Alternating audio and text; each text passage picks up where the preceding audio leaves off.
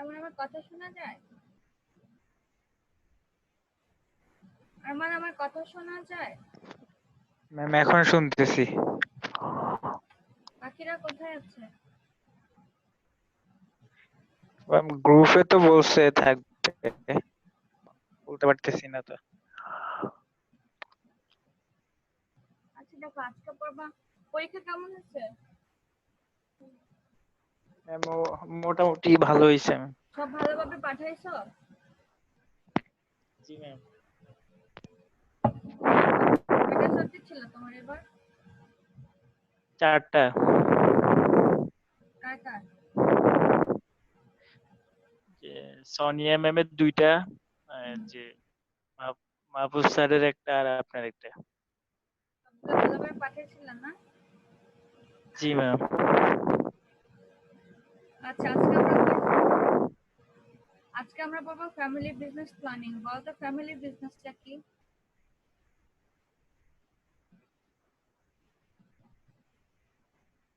পরিবারের যে এটা। হুম, একটা উদাহরণ দাও তো দেখি।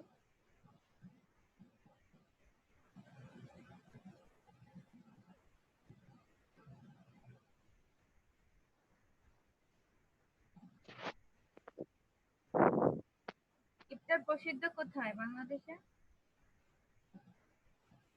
বুঝি নাই ম্যাম। বললাম একটা উদাহরণ দাও ফ্যামিলি বিজনেসের দেখি।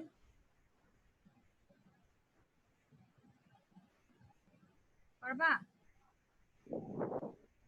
বলতো বাংলাদেশের ইফতার মানে রমজানের দিন সবাই একটা জায়গায় ইফতার খেতে যেতে চায় না? বলতো কোথায়? ঢাকার কোথায়? ইয়া,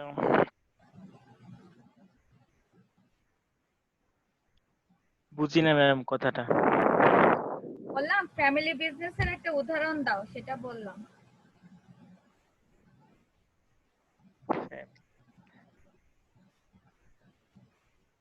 পারবা? আচ্ছা, একটা হিন্ট দেই তোমাকে। বলতো ঢাকার কোথায় ইফতার প্রসিদ্ধ? রমজানের সময় ইফতার পার্টি করে না বা ইফতার করে না? বলতো ঢাকার কোথায় ইফতারটা বেশি প্রসিদ্ধ, বিখ্যাত? বলো। মনে পড়তেছে না। চকবাজারের ইফতার বলে না? পুরান ঢাকার ইফতার। জি। হ্যাঁ, জি ম্যাম। তো পুরান ঢাকায় প্রায় যতগুলো ইফতারের দোকান আছে বা বিজনেস সবগুলা কি যুগের পর যুগ চলতেছে না একই নাম দিয়ে?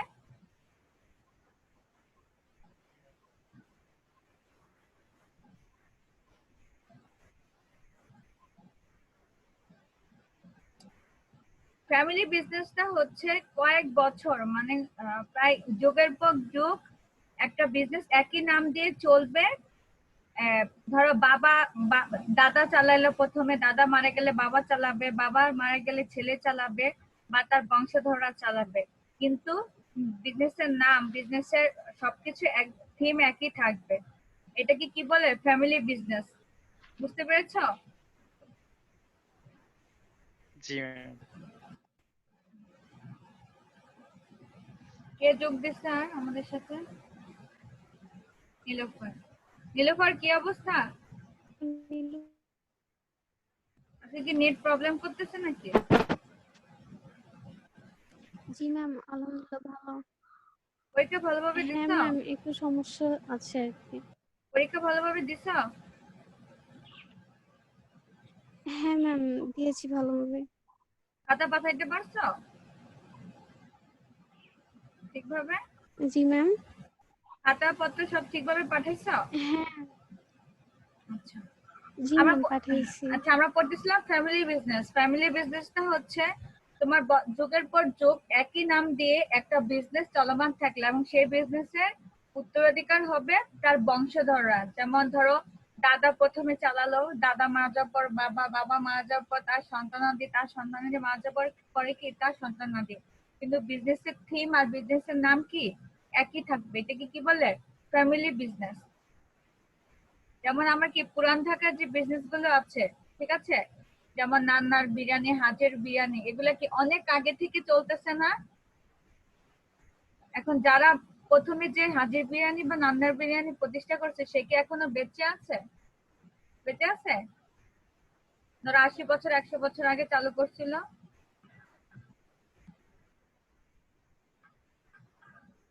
না ম্যাম। তাহলে এটা কি তার ধরো যে চালু করছিল সে মারা যাওয়ার পরে তার ছেলে চালু করছে, তার সে মারা যাওয়ার পরে তার ছেলে, তার বা এগুলো কি বংশ পরম্পরা চলতেছে, এগুলো কি বলে? Family business. এখন দেখো ফ্যামিলি বিজনেসের তিনটা মেন সিগনিফিকেন্ট আছে। প্রথমটা কি?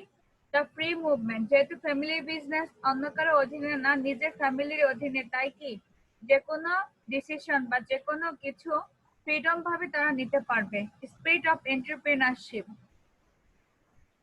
ফ্যামিলি বিজনেস বছরের পর বছর তোমার ভালোভাবে চলতেছে, তাহলে কি পরবর্তী বংশধর যখন তার হচ্ছে জায়গা নিবে, ঠিক আছে, তখন কি সে তার একটা স্পিড পাবে যে না আমার ব্যবসাটা ভালো, এটাকে আমাকে যে কোনো ভাবে কি এই বিজনেসটাকে আমাকে ধরে রাখতে হবে। এখন আসো ফ্যামিলি বিজনেসের অ্যাডভান্টেজেস গুলা কি কি? Trust, lower transaction cost. Trust transaction কি, যেহেতু ফ্যামিলি বিজনেস নিজেদের বিজনেস নিজেরাই চালাবে, তাই নিজেদের বিজনেসে কোনো করাপশন হওয়ার সুযোগ থাকে না। ঠিক আছে, অন্য মানুষের হাতে যেহেতু বিজনেস দেয় না, বিজনেসে কোনো লস বা বিজনেসে কোনো দুই নাম্বারই বা বিজনেসে কোনো কিছু কি দুই নাম্বারই হতে পারে না। Small, nimble and quick to react. যেহেতু ফ্যামিলি বিজনেস তোমার ছোট হতে পারে, বড় হতে পারে, তো এজন্য কি ফ্যামিলি বিজনেসই কি ছোট হলে তোমার সেখানে রিঅ্যাকশন তুমি তাড়াতাড়ি দিতে পারবা, অথবা যেহেতু তুমি তোমার কোম্পানির মালিক বংশ পরম্পরা, তাহলে কি কোম্পানিতে কোনো ইমিডিয়েট ডিসিশন নিতে হলে কি তুমি সাথে সাথে কি ওই ডিসিশনটা অন দ্য স্পটে তুমি তৈরি করতে পারবা।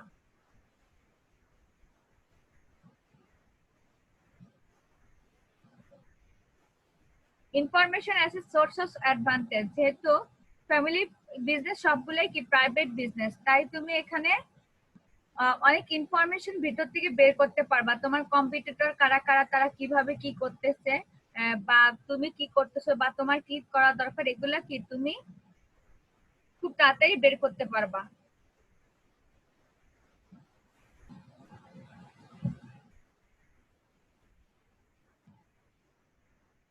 এখানে ফ্যামিলি বিজনেসের কিছু ডেফিনেশন দেওয়া আছে, ডেফিনেশন গুলো একটু তোমার পছন্দ মতো পড়ে নিও।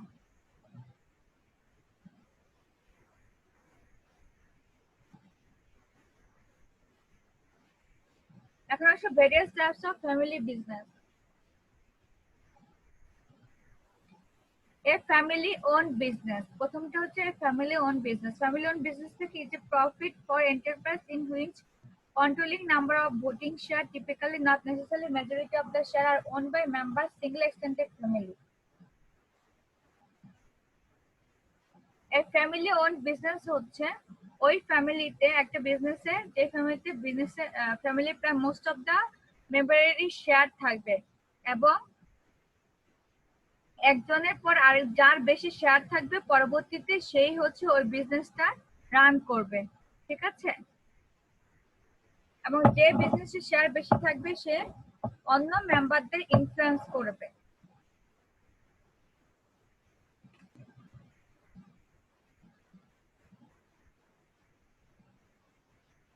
Like a family owned and managed business. Family owned and managed business is a non-profit enterprise for which controlling number of voting shares, typically not necessarily a majority of the share, are owned by members of single extended family, are owned by one family member, are significantly influenced by the, সেটা হচ্ছে আগেরটা বলছিলাম যে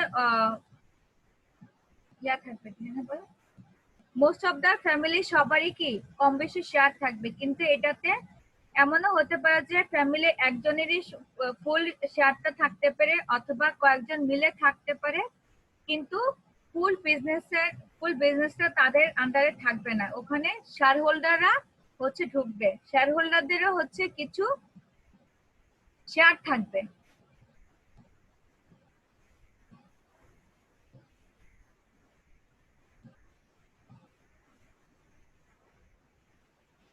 This business has the active participation by the at least one family in the top management of the company so that one or more family members have ultimate management control.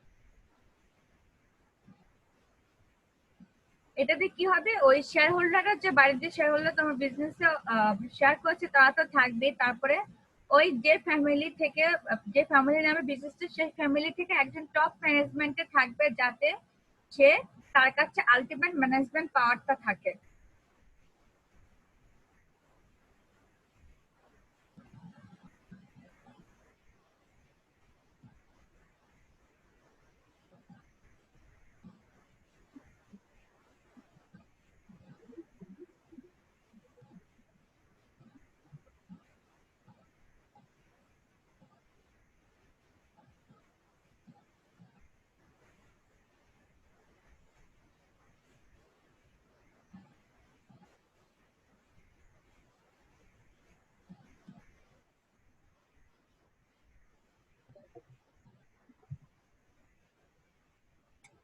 তারপর হচ্ছে family owned and led company is a profit enterprise which is containing number of voting share but the majority of the share owned by a single extended family. এটাতে হচ্ছে এই ফ্যামিলিতে হচ্ছে আরেকটা বিজনেসকে সাথে মিলিয়ে কি তারা জয়েন্ট বিজনেস করবে, এবং এটাতে নেসেসারি না যে ওই ওই ফ্যামিলিরই যে কোনো একজন টপ ম্যানেজমেন্টে থাকে। This business has active person at least one family member board of the director, কিন্তু এখানে বোর্ড অফ দ্য ডিরেক্টরের একজন অবশ্যই থাকবে and to honor more family have at least high level influence over the company's direction, culture and strategy, এবং ওই ফ্যামিলির direct হচ্ছে ইনফ্লুয়েন্স থাকবে কোম্পানির কালচার তারপরে স্ট্র্যাটেজির উপর।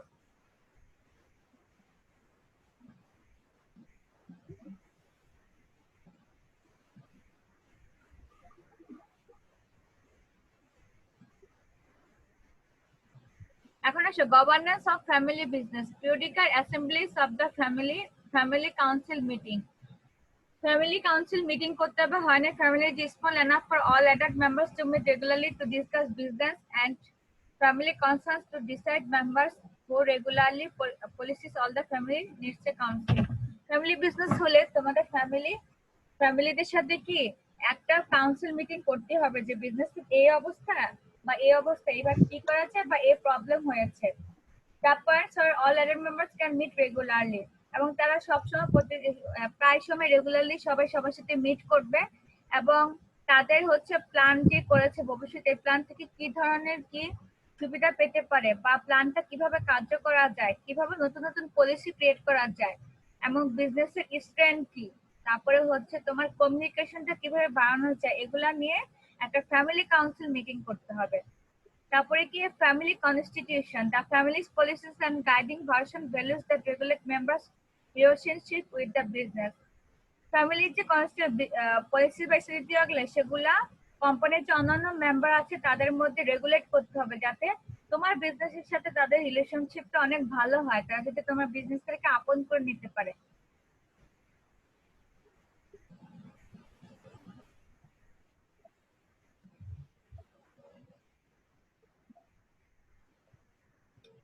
এখন আসো responsibilities and rights of the family shareholders or family business কি কি আছে। Be knowledgeable about the company operation, product, service, location, top manager, industry major.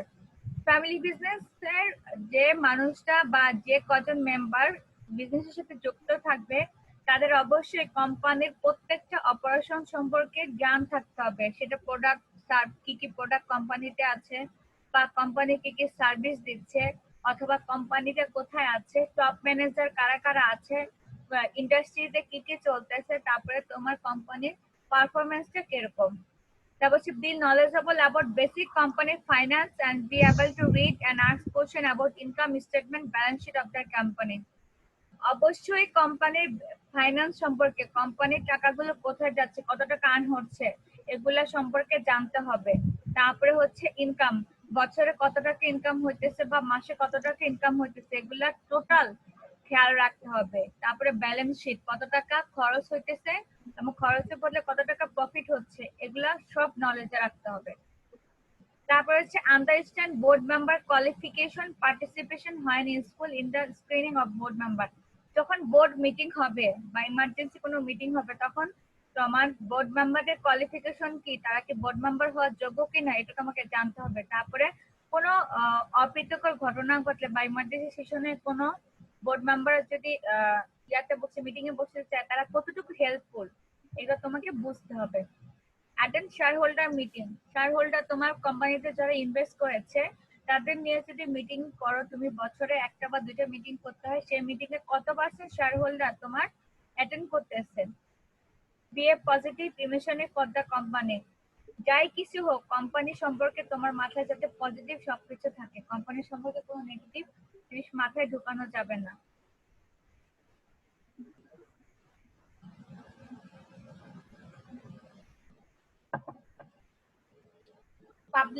Publicly support management decision, যখন তোমার কোম্পানিতে ফ্যামিলি বিজনেসে যখন শেয়ার হোল্ডাররা অন্তর্ভুক্ত থাকবে এবং তখন কি তুমি কোনো ডিসিশন একা নিতে পারবা না, ইমিডিয়েটলি ডিসিশন একা নিতে পারবা না, তোমার ইনফ্লুয়েন্স থাকবে ডিসিশনে কিন্তু অন্যান্য ডিরেক্টরদের সাথে মিশে তোমাকে ডিসিশন নিতে হবে। যখন তুমি কোনো ডিসিশনে যেতে পারবা না, অন্যদের সাহায্য নিতে হবে, তখন কি অন্যরা যে ডিসিশনটা দেবে সেটা তোমাকে সাপোর্ট করতে হবে। আর possible and useful general business lead, যেখানেই তোমার বিজনেসটা পসিবল হয় তুমি সেই দিকে লিড করতে পারো। আর possible useful provide additional investment capital, তোমার কোম্পানিকে যদি উন্নত করার জন্য বা বাড়ানোর জন্য কোনো এক্সট্রা তোমার হচ্ছে ইনভেস্টমেন্ট লাগে, তুমি সেটা অবশ্যই জোগাড় করবা, সেটা যেখান থেকে হোক। Keep appropriate company information in strict confidence and recognize that shareholders are not entitled to all company information to demand. তোমার কোম্পানির যে কনফিডেন্সিয়াল বা সিক্রেট গুলো আছে ওগুলো তুমি অবশ্যই কি স্ট্রিক্ট ভাবে মেনটেন করবা, যাতে তোমার কোম্পানির কোনো কনফিডেন্সিয়াল ফাইল যাতে অন্য কারো হাতে না পায়। এবং তোমার কোম্পানির যারা শেয়ার হোল্ডার তারা তোমার কোম্পানির সবকিছু জানতে পারবে না, তোমার কোম্পানির কিছু সিক্রেট থাকবে বা কিছু জিনিস থাকবে যেটা শুধুমাত্র কি তুমি জানবা। তারপর হচ্ছে constructively question management and offer suggestion to management in appropriate setting, তুমি তোমার যে ম্যানেজমেন্ট তুমি হায়ার করেছো বা তোমার ডিরেক্টররা যারা আছে তুমি তাদের থেকে সাজেশন নিবা, বা কোনো কিছু সেটিং করতে হলে, নতুন কিছু এক্সট্রা সেটিং করতে হলে বা রিমুভ করতে হলে তারা কি বলে তাদের থেকে কি তুমি হচ্ছে মতামত নিবা।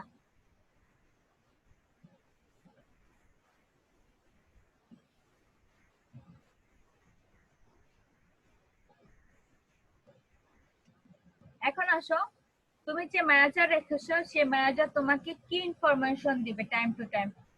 কিংবা দিছে timely information on company strategy, the কোম্পানির বেসিক ফাইন্যান্সিয়াল স্ট্যাটাস, তোমার ম্যানেজার তোমাকে আপ টু ডেট করবে কোম্পানির ইনফরমেশন গুলা, কোম্পানি কি কি স্ট্র্যাটেজি নিচ্ছে সেগুলা। তারপরে কোম্পানির বেসিক ফাইন্যান্সিয়াল স্ট্যাটাস, তোমার কোম্পানির বেসিক ফাইন্যান্সিয়াল স্ট্যাটাসটা এই মুহূর্তে কি সেটা তোমাকে জানতে হবে। Openness by the company board, তোমার কোম্পানি বোর্ডরা কি কি চিন্তা করতেছে, তারা কি মতামত দিচ্ছে সেগুলো জানতে হবে। Ability to participate in the election of board member, তোমার বোর্ড মেম্বার যখন ইলেকশন হয় তখন সেখানে পার্টিসিপেশন যাতে করতে পারো।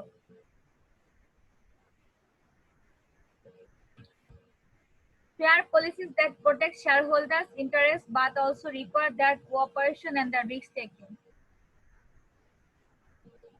তোমার ফেয়ার পলিসি এমন ভাবে পলিসিটা করতে হবে যাতে তোমাদের শেয়ার হোল্ডারের ইন্টারেস্টটাও ঠিক থাকে, আবার কি তোমার বিজনেসেরও যাতে লাভ হয়। Acceptable economic performance including dividend and capital gain, তোমার ইকোনমিক পারফরমেন্সটা যাতে খুবই ভালো হয় এবং সেটা যাতে লসের দিকে না যায় লাভের দিকে প্রতিনিয়ত যাতে থাকে। এখন আসলে কিছু টিপস আছে, সিম্পল টিপস, যেগুলো যেহেতু ফ্যামিলি বিজনেসে মোস্ট প্রবাবলি কম বেশি সবাই শেয়ার হোল্ডার থাকে, তাই কি একজনের সাথে কি আরেকজনের মতামতে কনফ্লিক্ট হওয়াটা খুবই স্বাভাবিক। এই কনফ্লিক্ট গুলো 6টা উপায়ে হচ্ছে তুমি অ্যাভয়েড করতে পারো। প্রথমটা কি, make the time to understand the points of view others, the pay off can huge. ধরো তোমার ফ্যামিলিতে তোমার শেয়ার আছে, তোমার ভাইয়ের শেয়ার আছে, তোমার বোনের শেয়ার আছে। এখন দেখো তুমি একটা ডিসিশন নিতে যাচ্ছ তোমার অন্য দুই ভাই বোন বললো যে এটা নেওয়া যাবে না, এটাতে প্রবলেম হতে পারে। ইমিডিয়েটলি তুমি যদি ওদের সাথে ঝগড়া করো তখন কি ওদের সাথে তোমার একটা কনফ্লিক্ট লেগে যাবে, এটা করা যাবে না। ওরা যে কথাটা বলছে যে এখানে ইনভেস্ট করা যাবে না, তোমাকে আগে বুঝতে হবে কেন ইনভেস্ট করা যাবে না, কেন বলেছে। যে ওদের ভিউ থেকে তোমাকে চিন্তা করতে হবে যে এই জিনিসটা এই কারণে বলেছে। Understand we make a difference. অবশ্যই প্রত্যেকটা মানুষের মধ্যে ডিফারেন্স থাকতে হবে, এই ডিফারেন্সটা কি তোমাকে কি গ্রহণ করতে হবে। One conversation at A time, don't try to shout everyone. তুমি কনভারসেশন খুব ভালোভাবে করবা। প্রথম অবস্থায় কারো উপরে কোনো উত্তেজিত হওয়া যাবে না, কারো উপরে কোনো চিল্লায় কথা বলা যাবে না। While disagreement on issue may be strong, don't forget the family's values, share and bond represent a shared commitment to a common good. যখন কোনোভাবে তুমি তোমার অন্যান্য ফ্যামিলি মেম্বারদের সাথে এগ্রিমেন্টে আসতে পারছো না, তখন ওই বিজনেসের কারণে তুমি তোমার ফ্যামিলির সাথে যে বন্ডিং বা তোমার ফ্যামিলির যে ভ্যালু সেগুলো তোমার ভুলে যাওয়া যাবে না। তুমি অফিসের জিনিস অফিসে রেখে আসবা, প্রাইভেট আর পার্সোনাল লাইফকে তুমি আলাদা করবা। তোমার অফিসে তোমার বড় ভাইয়ের সাথে চিল্লাচিল্লি হয়েছে কোনো একটা ডিসিশন নিয়ে, বাসায় এসে তুমি ওইটা নিয়ে কোনো অবস্থাতেই আর কোনো কিছু বলা যাবে না। তাহলে কি ফ্যামিলির যে বন্ডিংটা বা ফ্যামিলির যে ভালোবাসাটা সেটা কি নষ্ট হয়ে যাবে। Create rule of behaviour and abide by them. তুমি কিছু বিহেভিয়ারের রুলস সেট করে দিতে পারো যাতে এই বিহেভিয়ারের বাইরে যাতে কেউ না চলাচল করে। Don't ridicule or sacrifice to our family members. তুমি তোমার শেয়ার বেশি দেখে অন্যান্য ফ্যামিলি মেম্বারদের কি ভয় দেখানো যাবে না। Establish time limits on discussion and debates. তুমি একটা নির্দিষ্ট টাইম লিমিট করে দিবা যে আমরা বাসায় যদি বাসায় থাকি বা কোথাও থাকি আমরা সবাই মিলে এই টাইমটাতে বসে বিজনেস সম্পর্কে আলোচনা করব। How to save the family members.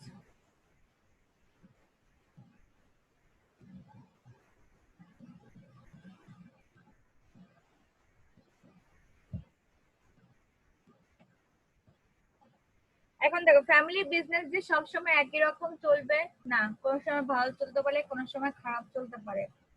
তো তোমাকে হচ্ছে কিভাবে তুমি যুগের পর যুগ তোমার ফ্যামিলি বিজনেসটাকে বাঁচায় রাখবা, সেভ করবা।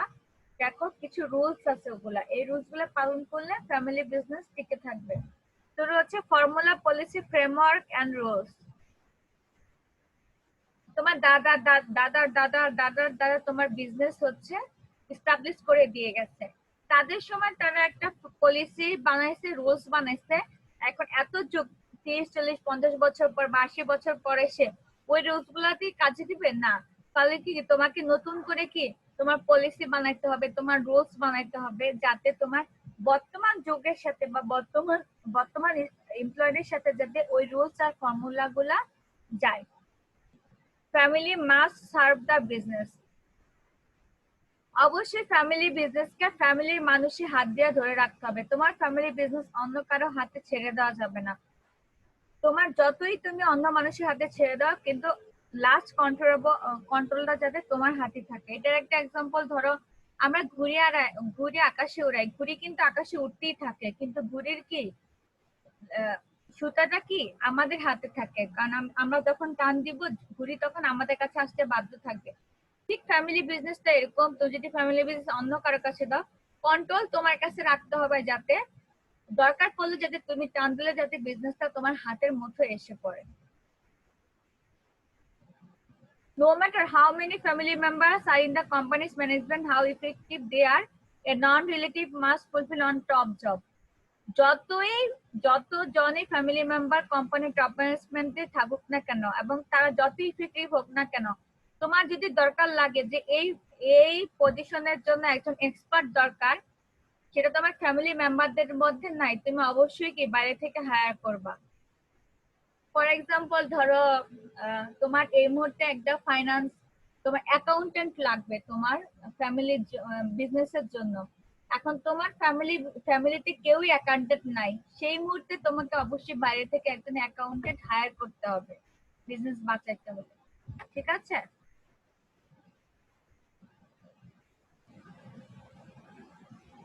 Creating shared vision. Creating shared vision কি? যেমন স্বপ্ন সুপার শপে একটা টাইটেল আছে যে কষ্টের টাকায় শ্রেষ্ঠ বাজার, আছে না? কষ্টের টাকায় শ্রেষ্ঠ বাজার, এটা কি ভিশন যে আপনারা কষ্ট করে টাকা কামাচ্ছেন, আমাদের কাছে আসলে আপনি শ্রেষ্ঠ বাজার করে নিতে পারবেন আপনার কষ্টের টাকায়। ঠিক আছে, এটা কি ভিশন। তোমাকেও তোমার বিজনেসের এরকম কিছু ভিশন দাঁড়া করাইতে হবে যাতে মানুষ আকৃষ্ট হয়ে তোমার দিকে যায়। যেমন আইডেন্টিফাই ইন্ডিভিজুয়াল, তুমি কিভাবে করবা সেটা দেখো। Identify individual dreams and goals for the future. বর্তমানে তোমার বিজনেস রিলেটেড মানুষ কি ভাবে, কি ড্রিম করে, ঠিক আছে, কি ড্রিম করে সেটা সম্পর্কে, সেটা কি তোমার একটু সেই ড্রিম অনুযায়ী তুমি গোল সেট করবা। কালেক্ট থিম, তুমি কিছু থিম থিম আনতে পারো, যেমন হচ্ছে বিভিন্ন ধরনের থিম থাকে। These points are then used to draft a vision statement. তুমি ভিশন স্টেটমেন্টটা লিখে দিতে হবে ওয়ার্ডে, যাতে তোমার ওই টাইটেলটা, তোমার যাতে কোনো কিছু ওই বিজনেসটার নিচেই যাতে টাইটেলটা লেখা থাকে। The group must give this ultimate test.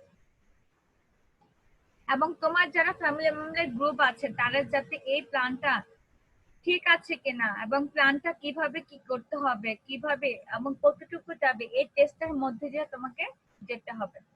ঠিক আছে?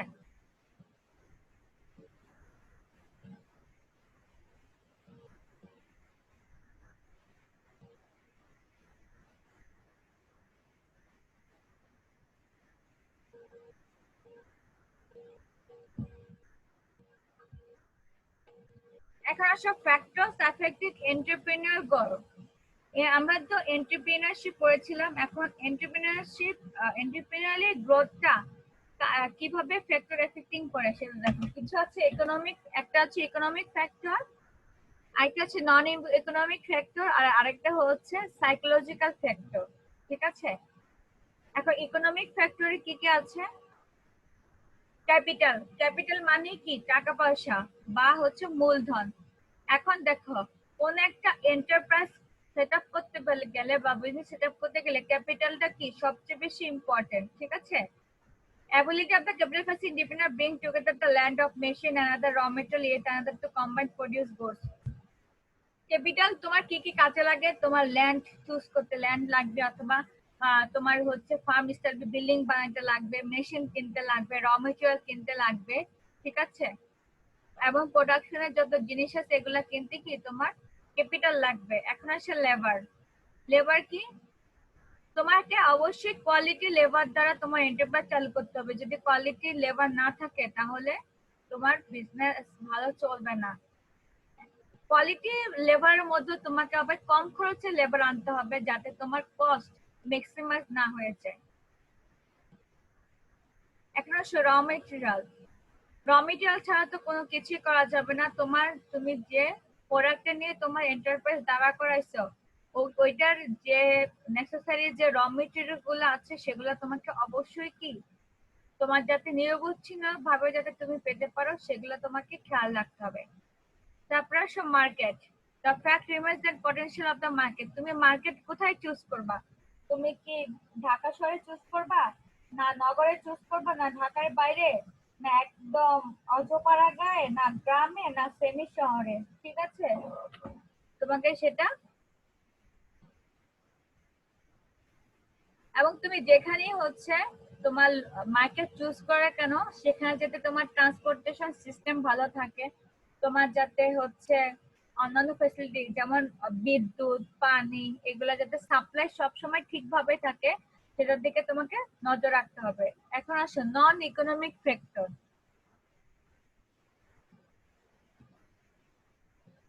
নন ইকোনমিক ফ্যাক্টরের মধ্যে কি কি আছে? প্রথম থেকে social condition, legitimacy of the entrepreneurship. তুমি যে এন্টারপ্রেনারশিপটা হচ্ছে যে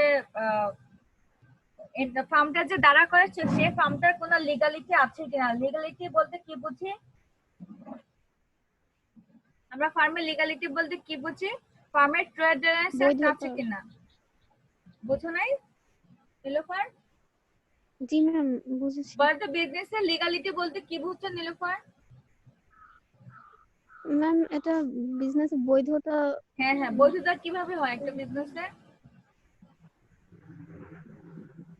উম, ট্রেড লাইসেন্সের মাধ্যমে, তাই না?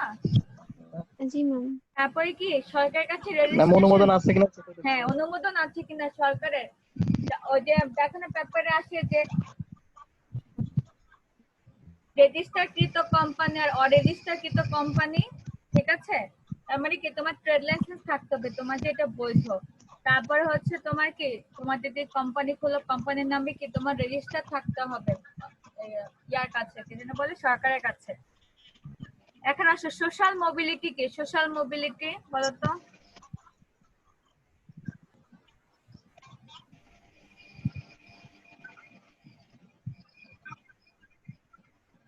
ম্যাম বুঝতেছি না এটা সোশ্যাল মোবিলিটি হচ্ছে আমাদের তোমার, দায়িত্ববোধ। হ্যাঁ, তুমি যে কোম্পানিটা যে দাঁড়া করেছো বা এন্টারপ্রাইজটা, সেটা সমাজের জন্য ভালো না খারাপ, ঠিক আছে? সমাজের জন্য ভালো না খারাপ। এখন দেখো আহ, ধরো তুমি আহ, ধরো তুমি আমার ধরো উত্তরা 12 নম্বর সেক্টর, 12 নম্বর সেক্টরে কি সব কি রেসিডেন্স থাকে, তাই না? ওখানে তো গার্মেন্টস নাই। এখন তুমি কি করলা, অনেক শব্দ করে এরকম মেশিনারি না, একদম মাঝখানে কি একটা হচ্ছে গার্মেন্টস দিয়ে বসে থাকলা, এবং সেই নয়েজ পলিউশনের কারণে কি মানুষজন ঘুমাতে পারছে না বা কিছু করতে পারছে না। এটা কি সোশ্যাল মোবাইলিটি হলো? তার মানে কি তুমি জি না ম্যাম। তুমি তোমার বিজনেস দ্বারা আশেপাশের যে মানুষজন আছে তোমার সমাজের মানুষজন, তাদেরকে কি তুমি ডিস্টার্ব করতেছ না? করছো কি না? অথবা তোমার কোম্পানির যে ইয়াগুলো আছে, বজ্রগুলো আছে, হ্যাঁ, সেগুলো কি পরিবেশকে দূষিত করছে, তোমার এলাকাকে দূষিত করছে, তাহলে কি হবে? ঠিক আছে। তারপরে হচ্ছে সিকিউরিটি। তোমার কোম্পানিতে সিকিউরিটি কিরকম? সিকিউরিটি কি, যেমন যারা ইনভেস্ট করবে, হ্যাঁ, তোমাদেরকে অ্যাটেন্ডেন্স আমি নিয়ে নিই, দাঁড়াও। দিতে যাবে। কে কে আছো?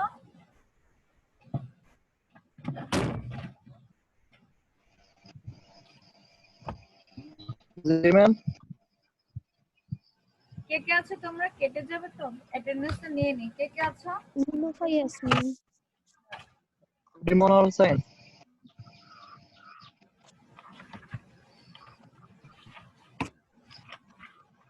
302 না?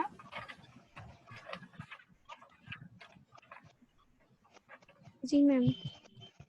আজকে আসে হচ্ছে নীলোফার ইয়াসমিন, আর কে?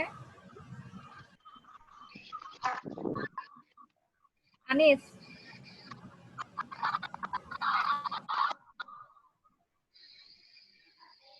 এমডি আরমান। আরমান, আরমান জি ম্যাম। 201008023 তো না? জি ও ম্যাম। তোমার এখানে এমডি আরমান লেখা।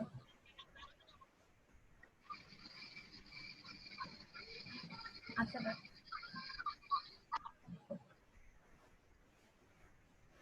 এখন আসে সাইকোলজিক্যাল ফ্যাক্টর। সাইকোলজিক্যাল কি? সাইকোলজি কি বলো, সাইকোলজি মানে কি? ম্যাম আমার প্রেজেন্ট কি হয়েছে? আনিস, হ্যাঁ তোমার প্রেজেন্ট দিছি, তোমার তিনজনই তো আছে। সাইকোলজি মানে কি বলো, তাড়াতাড়ি বলো, কেটে যাবে।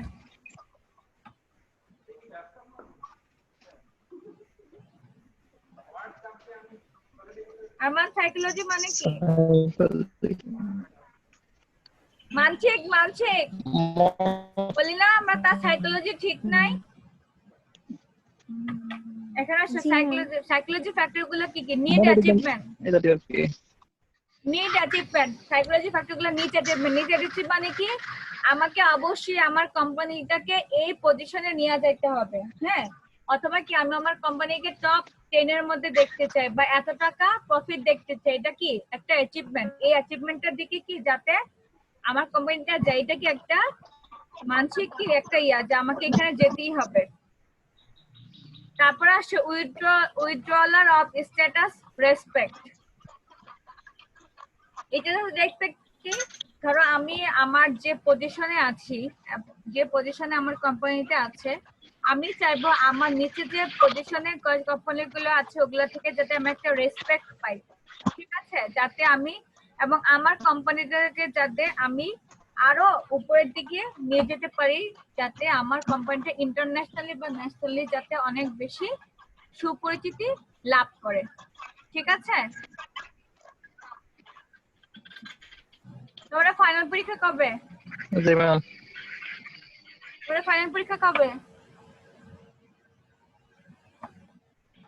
জি ম্যাম, বলতে পারছি না তো। আগস্ট মাসে, আগস্টে আসছে, ঈদের পরে। ঈদের পরে? সেপ্টেম্বরে। আগস্টে, সেপ্টেম্বর না, সেপ্টেম্বরে নতুন সেমিস্টার শুরু হবে। ও আচ্ছা। আমার স্টুডেন্ট ফাউন্ডার ম্যাম, ভর্তি করানোর আমাদের জন্য। অ্যাসাইনমেন্ট দিবেন কি? হ্যাঁ, অ্যাসাইনমেন্ট দিব। অ্যাসাইনমেন্ট ইয়াতে দেওয়া আছে। শোনো, তোমাদের যে আমি ইয়া দিছি না, জি কোর্স ম্যাম, কোর্স পাইছি আউটলাইন, পাইছি। কোর্স আমি তো ক্লাসে প্রথম দিনে বলেছি কোর্স আউটলাইনে লাস্টের পেজে আগের পেজে দেখবা যে ইয়া দেওয়া আছে, টাইটেল দেওয়া আছে। জি ম্যাম, জি পাইছি। ম্যাম। আচ্ছা, আরমান কোনো ইয়া নাই, স্টুডেন্ট নাই ভর্তি করানোর?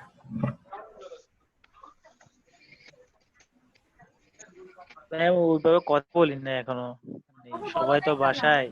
সবার বাসায় থেকেই তো ভর্তি হইতেছে, এখন বাসায় থেকে এখন সেমিস্টার কমপ্লিট করে ফেলতেছে। নীলুফার, ম্যাম, আমি দুজনের সাথে কথা বলেছি, ওরা বলেছে যে ঈদের পরে আর কি ই করবে। বলো নাই যে এখন এখন ইয়া ভালো বেশি কি জানি বলে ইয়া চলতেছে বেশি। তুমি একবার ম্যাম কথা বলে বলেছে, দেখো। তারপরে নীলুফার শোনো, এখন ভর্তি হতে জি 12,500 টাকা লাগে না, সেটা ভেঙে ভেঙে দেওয়া হ্যাঁ। যাবে। ধরো 5,500 টাকা ভর্তি হয়, 7,000 টাকা পরে দিতে পারবে।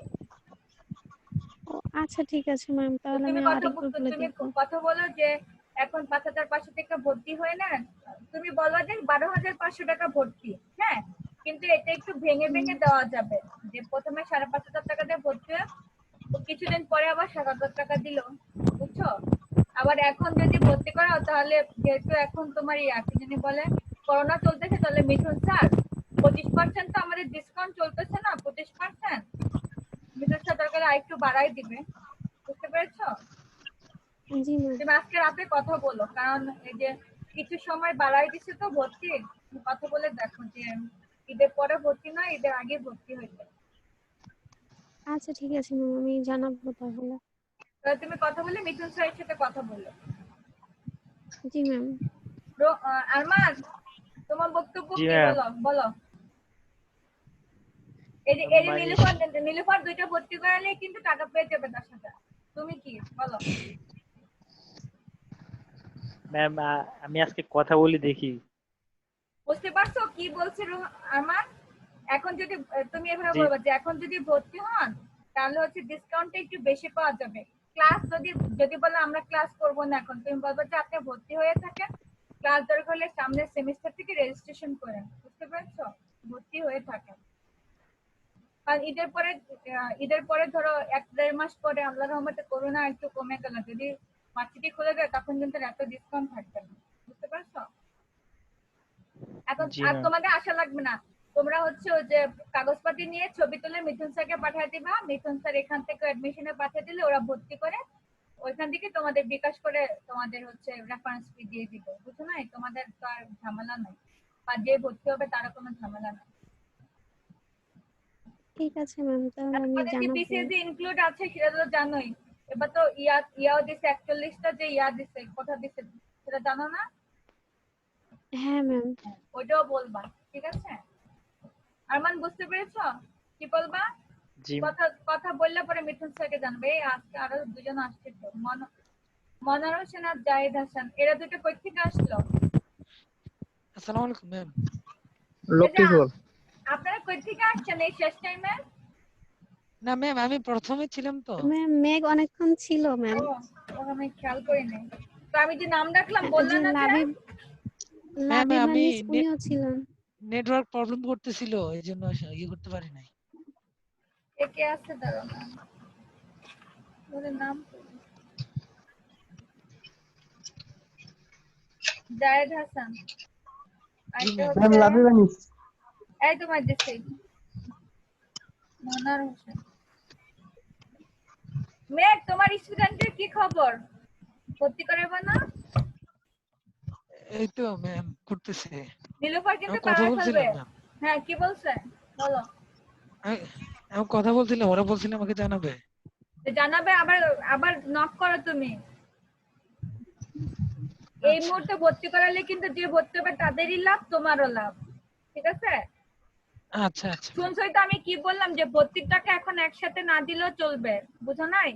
12,500 টাকা ভর্তি, এখন 5,500 টাকা দিয়ে ভর্তি। যদি তাদের অসুবিধা থাকে, তুমি প্রথমে বললো না যে 12,500 টাকা দিয়ে ভর্তি হওয়া লাগবে না, যে ভাঙ্গা ভাঙ্গা দেওয়া আচ্ছা যাবে। প্রথমে বলবা যে 12,500 টাকা ভর্তি, হ্যাঁ। তারপরে যদি বলে যে একসাথে এত টাকা কিভাবে দিব, তখন বলবা যে 5,500 টাকা দিয়ে ভর্তি হয়ে তাহলে বাকি থাকলো 7,000 টাকা, না 7,000 টাকা করলে কিছুদিন জি পরে ম্যাম। দিবে। বাকি 7,000 টাকা কবে দিতে হবে ম্যাম? ধরো কিছুদিন পরে। তুমি আগে কথা বলে দেখো, তুমি ডেট দিবা কেন যে এতদিনের মধ্যে দিতে হবে? তুমি আগে শুনবার ওরা কি বলে, তারপরে তুমি মিথুন স্যারের সাথে কথা বলাই দিবা। তো যা বলার মিথুন স্যার বলবে, বুঝতে পারছো? আর জি এখন ম্যাম। 25% ডিসকাউন্ট চলতেছে। আর মিথুন স্যার পরে কিছু বাড়ায় দিতে পারবে, বুঝছো, কোঅর্ডিনেটর স্যার হিসেবে। জি ম্যাম। আর কেউ যদি বলে যে আমরা ক্লাস করব না এখন, তো তুমি বলবা যে যে এখন ভর্তি হয়ে থাকেন, পরে পরের সেমিস্টার রেজিস্ট্রেশন করে ক্লাস করেন, বুঝছো? জি ম্যাম। আজকে কথা বলে জি ম্যাম। দেখো। জি একটা ম্যাম। সেম ভর্তি করালে তো 5,000, আর এমবিএ তে ভর্তি করালে 3,000। জি ম্যাম। ঠিক আছে? কথা বলে পরে জি তোমরা ম্যাম। মিথুন স্যারের সাথে কথা বলো। আচ্ছা ম্যাম। ঠিক আছে, তাহলে ঠিক আজকে আছে। এতটুকুই। হ্যাঁ হ্যাঁ, কে আচ্ছা কি ম্যাম বলবা? এখানে কি সবাই স্প্রিং আসসালাম। 2020? বুঝি নাই কে। এখানে কি সবাই স্প্রিং 2020 কিনা? তাহলে মানে আমাদের একটা গ্রুপ আছে, যে কোনো তথ্য ওখানে দেওয়া হয়, অ্যাড হতাম।